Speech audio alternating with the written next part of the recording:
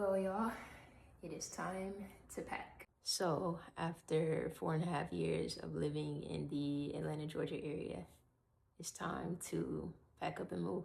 About 5 years ago, I had been praying about moving to an area, moving and experiencing something new.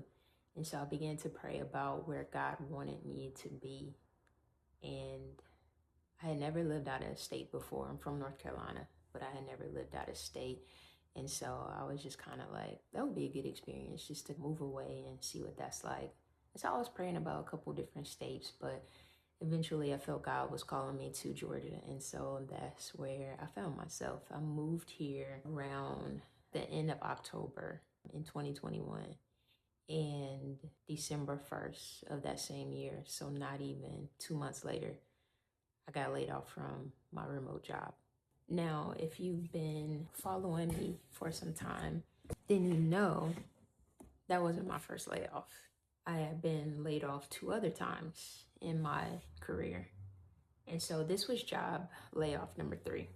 The excitement, the feelings of expectation, the high hopes that I had for myself, for my business, for my career, and for new relationships, all of that just went out the window. I was in a place where my faith was shattered, and my dreams and hopes of coming here to thrive and experience new things quickly turned back to feelings of surviving. So I found myself back in survival mode. Immediately, my thoughts were racing. How much money do I have saved up? How long is it going to take me to land my next role? Because again, I'm in a place where I don't know anyone. It's unfamiliar. So there were just all these thoughts. And I'm away from my support system. I'm away from my family, my friends. I'm in a new place. It's uncomfortable to begin with. And here I am dealing with unemployment again. The first few days, I just needed to really process everything. I was just kind of in shock. How has this happened again?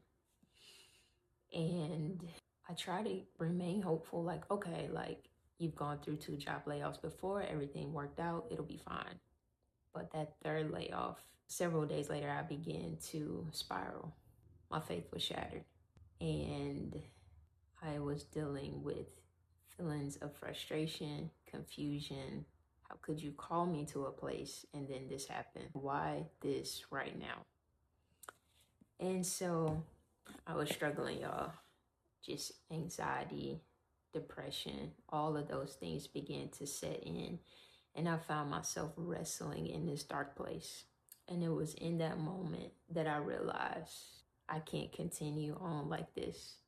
I'm going to have to slow down. I'm going to have to just take a pause. That third layoff showed me you're not just going to hurry up and rush through this and jump into the next job and keep going as if you're okay.